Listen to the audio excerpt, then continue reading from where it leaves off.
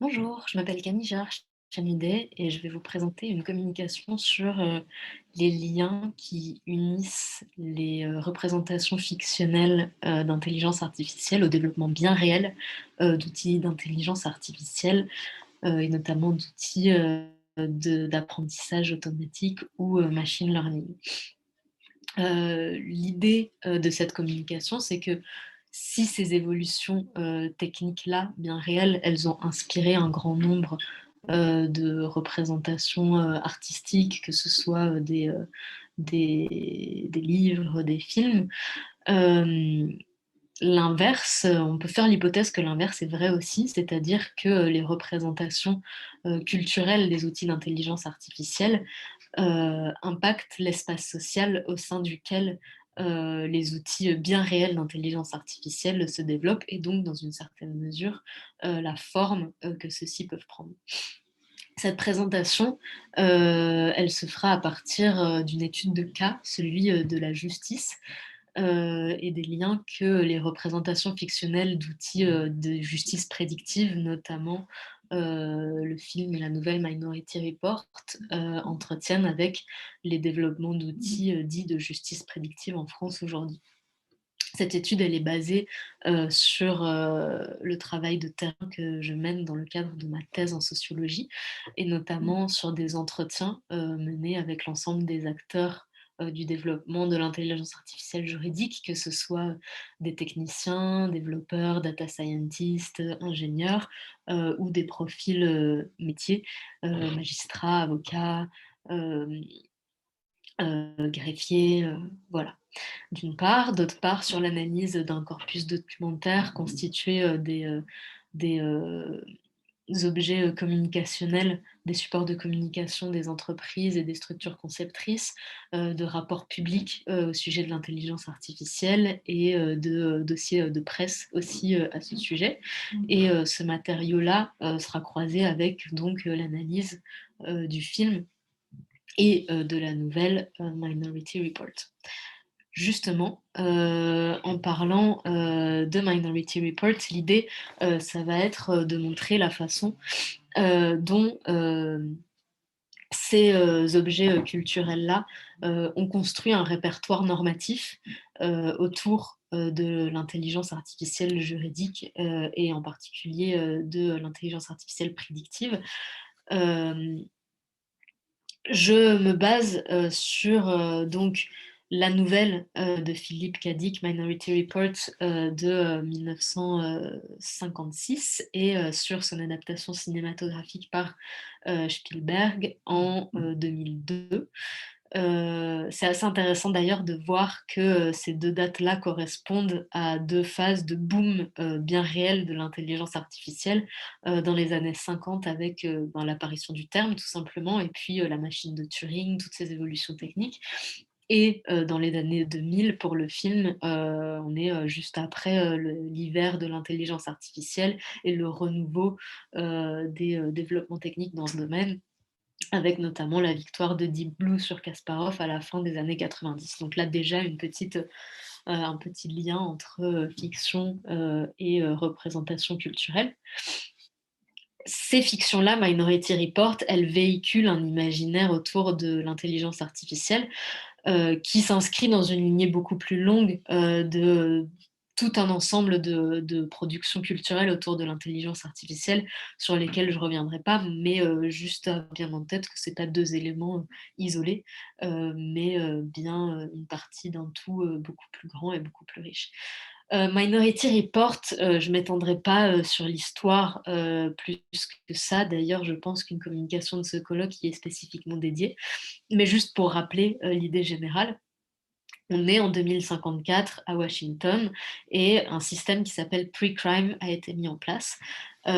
C'est un système qui est basé sur l'utilisation de trois êtres un peu supranaturels, on y reviendra, qui s'appellent des precogs et qui voient le futur par l'intermédiaire de tout un dispositif technique complexe et qui voit en particulier la réalisation de crimes avant que ceci soit commis. Et donc tout le système pre-crime, c'est un système judiciaire qui, conduit à arrêter les criminels avant, qu'ils ne commettent leurs méfaits, heu et à les neutraliser de façon préventive. Et donc en 2054, ça fait 6 ans que Washington n'a commis, absolument, aucun crime. Le système pre-crime, est à son apogée et fonctionne extrêmement bien.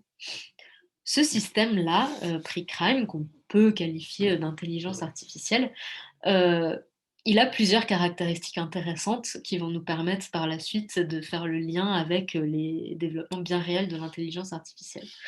Tout d'abord, la une des principales caractéristiques, c'est qu'on a un continuum qui est mis en place entre, humains et machines. Les precogs, dont je vous parlais tout à l'heure, qui sont les 3 êtres qui permettent de voir le futur, que vous voyez ici à l'écran, heu leur nature est pas très claire. On ne sait pas s'il s'agit d'humains ou s'il s'agit de machines. En tout cas, c'est des humanoïdes qui, sont, connectés, heu, à des machines et qui sont maintenus, dans un sommeil artificiel, duquel leurs pensées sont, constamment analysées, par, un dispositif technique et informatique, très important.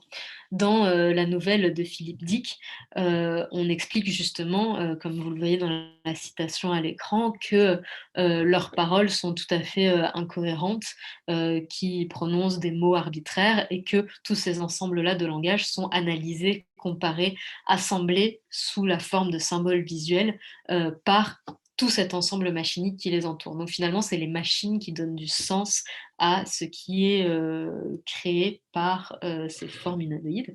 C'est assez intéressant d'ailleurs parce qu'on parle souvent de machines humanisées. On a ces représentations-là, de dispositifs techniques auxquels on accorde des sentiments, une conscience. Ici, c'est l'inverse, on est plutôt dans le cas d'humains machinisés. Mais, pour notre propos, finalement, ça revient au même. On est en tout cas dans une situation un peu ambiguë entre ces 2 pôles. Et d'ailleurs, on utilise tout un répertoire technique, que ce soit dans le film ou dans la nouvelle, pour se référer aux precogs. Heu le personnage principal, estime qu'il devrait, télécharger une précog, et il l'emmène dans un endroit particulier pour la hacker. En tous les cas, il y a vraiment cette idée, de flou. On ne sait plus très bien si on parle de machine ou si on parle d'humain. Ça va se répercuter sur la façon dont on appréhende les vraies intelligences artificielles développées aujourd'hui, on le verra ensuite.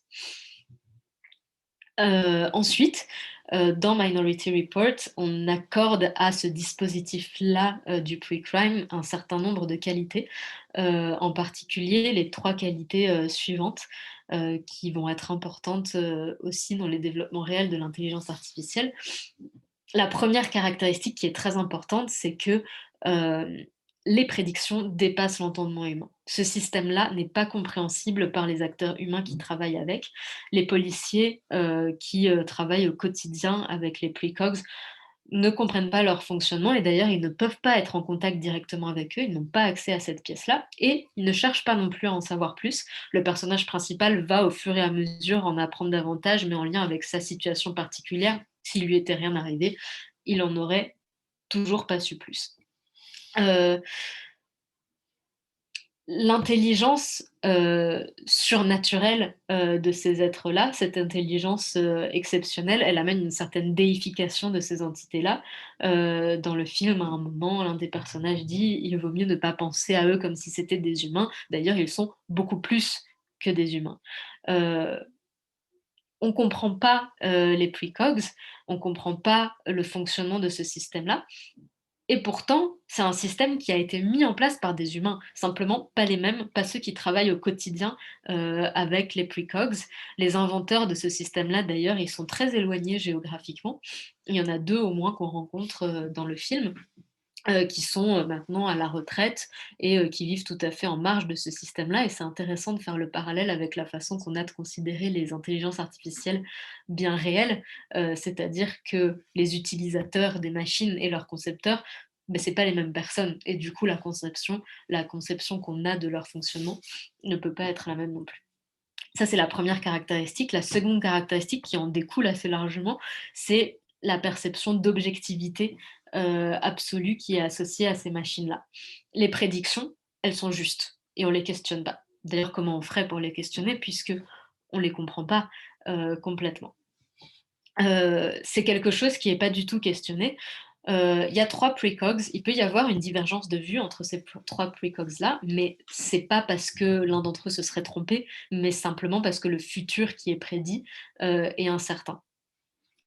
Et si le système peut échouer, ça arrive, un crime peut être commis, c'est pas parce que la prédiction a failli, mais parce que les humains qui travaillent avec le système, peuvent échouer. C'est tout. La faille, elle est toujours humaine, elle est jamais liée au système. Et la troisième caractéristique principale de ce système, c'est son efficacité, qui est tout le temps soulignée. Hem C'est un système qui a permis de, supprimer, tous les, détectives conventionnels de Washington dans le film, on insiste beaucoup dessus, de faire de Washington la ville la plus sûre du monde. Donc, on fait mieux avec moins de moyens, et de façon plus rapide. C'est une caractéristique essentielle qu'on va retrouver aussi dans les discours qui entourent les développements, réels de l'intelligence artificielle. Voilà, donc maintenant qu'on a fait le point sur tout ce répertoire normatif qui entoure, les développements de l'intelligence artificielle, heu, fictionnelle, un petit point sur de quoi on parle quand on parle d'intelligence artificielle prédictive dans la justice, aujourd'hui et quel rapport avec ces représentations, culturelles. Je vais parler ici que du contexte français, même si, des outils d'intelligence artificielle prédictive, il y en a ailleurs et notamment aux États-Unis. En France, ce type d'outil est développé, depuis environ 4 ou 5 ans, depuis en fait l'adoption d'une loi pour une république numérique en 2016, qui a adopté, l'ouverture de l'accès aux données de jurisprudence. Hem 2 types d'outils sont développés. D'une part, des moteurs de recherche dits intelligents par, des nouvelles entreprises qui s'appellent des startups de la legal tech, et d'autre part, le service public s'y est attelé aussi avec l'expérimentation d'un moteur d'évaluation automatique, des préjudices corporels au ministère de la Justice, qui s'appelle DataJust. Ici, vous avez un des exemples des moteurs de recherche intelligents, développés par une start-up de la legal tech.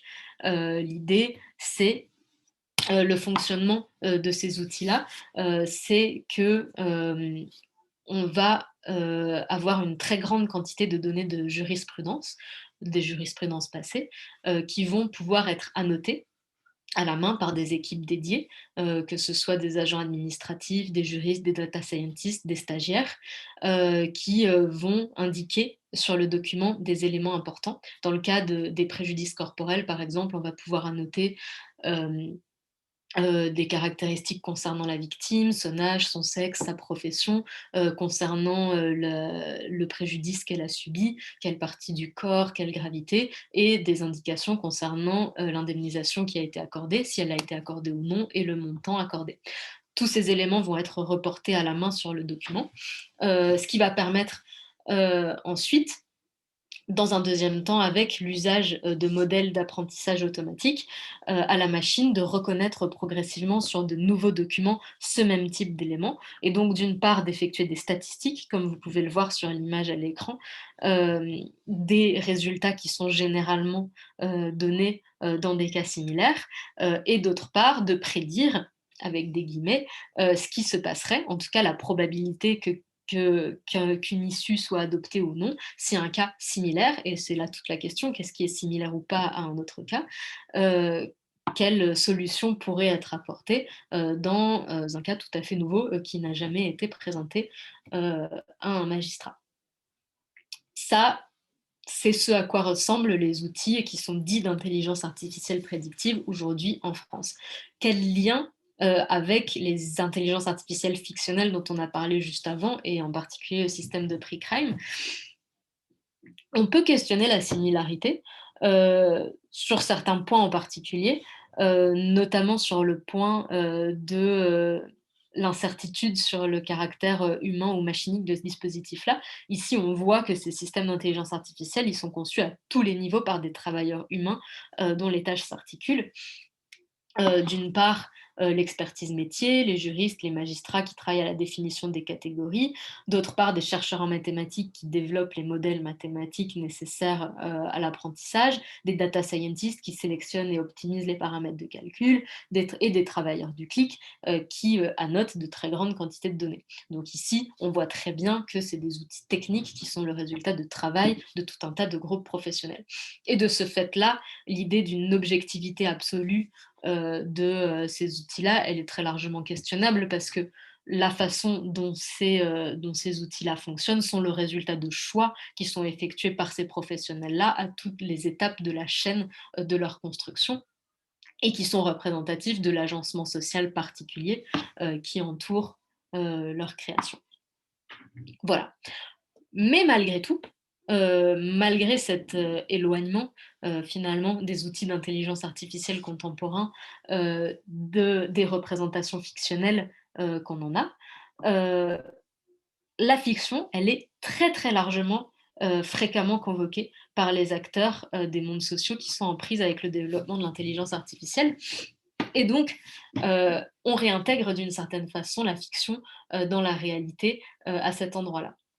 La fiction et le répertoire normatif dont on parlait tout à l'heure autour de l'intelligence artificielle, c'est à la fois un cadre pour le développement de ces outils bien réels, mais c'est aussi une ressource et une contrainte pour les acteurs de ce domaine-là. Je vais rapidement détailler tout ça. Euh, D'abord, c'est une ressource qui est extrêmement importante pour les opposants au développement de l'intelligence artificielle juridique. Et il y en a un certain nombre. Euh, c'est une ressource pour les opposants parce que les représentations fictionnelles de l'intelligence artificielle, elles sont très largement dystopiques. Et c'est le cas en particulier de Minority Report. Euh, le développement de ces outils-là a des conséquences qui sont assez néfastes dans la fiction pour la société de façon générale. Et là, pour les opposants à l'intelligence artificielle juridique, deux valeurs sont principalement mobilisées. D'une part, le flou entre humain et machine, et d'autre part, le fait que ce flou amène à un dépassement de l'entendement humain. Ici, euh, on critique une certaine déshumanisation de la justice dont le fonctionnement est dépeint comme risquant de dépasser les facultés humaines et notamment les facultés du juge, la justice perdant alors d'une certaine façon son caractère démocratique, ce qui est représenté comme très grave dans un domaine régalien comme la justice. On rejoint vraiment le mythe de la singularité, ce moment-là où la machine devient vraiment plus intelligente que l'homme et où on est incapable de la contrôler. Ça, c'est un discours qui est mobilisé de façon très importante par de nombreux acteurs, notamment en France, l'Association française contre l'intelligence artificielle, dont vous avez ici un extrait du site internet concernant la prise de contrôle future par l'intelligence artificielle de nombreux domaines de la vie sociale. Au moment où DataJust, le moteur d'indemnisation des préjudices corporels dont je parlais, a été autorisé, ou un décret a été publié pour autoriser son expérimentation, de nombreuses voix se sont élevées aussi, criant à l'arrivée d'un robot juge. Vous avez ici plusieurs tweets d'acteurs du monde du droit qui se sont saisis de cette question avec beaucoup de véhémence, en mobilisant là aussi les argumentaires véhiculés par la fiction. Cet argumentaire-là, c'est un poids de taille pour demander l'encadrement strict de ces techniques, notamment par le biais de comités d'éthique, de règles éthiques, ou tout simplement leur interdiction. Pour l'instant, par exemple, l'intelligence artificielle ne peut pas s'appliquer dans le domaine pénal. Donc, vous avez ce répertoire normatif-là qui est mobilisé par les opposants à l'intelligence artificielle, mais d'autre part, c'est un répertoire qui est aussi mobilisé par les acteurs qui développent eux-mêmes les outils d'intelligence artificielle. Là, c'est une mobilisation qui a double tranchant parce que, on vient de le voir en raison de la forte charge dystopique de l'intelligence artificielle fictionnelle, on risque vite de faire peur si on mobilise trop cet argumentaire-là. Et c'est d'ailleurs pourquoi la plupart des concepteurs cherchent à s'en distancier, que ce soit dans leur discours public à certains endroits, mais notamment en entretien. L'accent est toujours mis, quand j'interroge les concepteurs des startups, sur la distance avec l'aspect prédictif. On me dit qu'il s'agit beaucoup plus d'outils statistiques, mathématiques que de prédiction. Mais on emploie quand même ce répertoire-là Parce que quand on lui enlève sa charge dystopique et qu'on passe plutôt dans un côté amélioratif, ça octroie une certaine aura aux outils qu'on conçoit, de les considérer comme un peu au-delà de l'entendement humain, mais surtout comme extrêmement objectifs et extrêmement efficaces. Et cette aura un peu magique qui entoure ces outils d'intelligence artificielle-là, ça encourage les flux d'investisseurs qui sont éloignés des réalités techniques, que ce soit des investisseurs privés ou des fonds publics, et ça encourage aussi l'acquisition de ces outils-là par des clients potentiels, en particulier les cabinets d'avocats. Heu, on emploie donc ce répertoire normatif-là dans les discours communicationnels, que ce soit sur les sites internet, dans les brochures, dans les rapports, voire même dans les noms de ces entreprises-là. L'une d'entre elles s'appelle Predictis, une autre Jury Predis, on met vraiment l'accent sur l'aspect prédiction. On communique énormément sur l'objectivité des solutions qui sont proposées. Et de la même façon, on contribue à invisibiliser de façon très importante tout un ensemble de tâches humaines qui sont essentielles à la construction de ces outils-là, notamment les tâches de travail du clic dont je vous parlais tout à l'heure, qui sont absolument jamais mentionnées, que ce soit en entretien ou dans le discours public de ces entreprises. Pour finir, ce discours normatif-là, il est employé de façon plus large dans l'ensemble du monde social quand il s'agit de parler de la justice prédictive, notamment dans l'espace médiatique, où vous pouvez voir ici que Minority Report est employé de façon quasi systématique quand il s'agit de traiter d'outils d'intelligence artificielle juridique qui sont de façon réelle mis en œuvre aujourd'hui. Ça contribue à cadrer l'opinion publique autour de ces sujets et puis aussi à orienter les politiques publiques qui sont faites en ce sens, notamment la stratégie Francia du gouvernement français, mais aussi d'autres stratégies. Voilà. Donc, pour conclure, on voit que le répertoire normatif autour de l'intelligence artificielle juridique, qui est porté par un grand nombre d'objets fictionnels, mais ici en particulier Minority Report, contribue à cadrer tout l'espace social au sein duquel ces outils sont développés. Euh, c'est à la fois une ressource et une contrainte pour les acteurs qui sont en prise avec ces objets.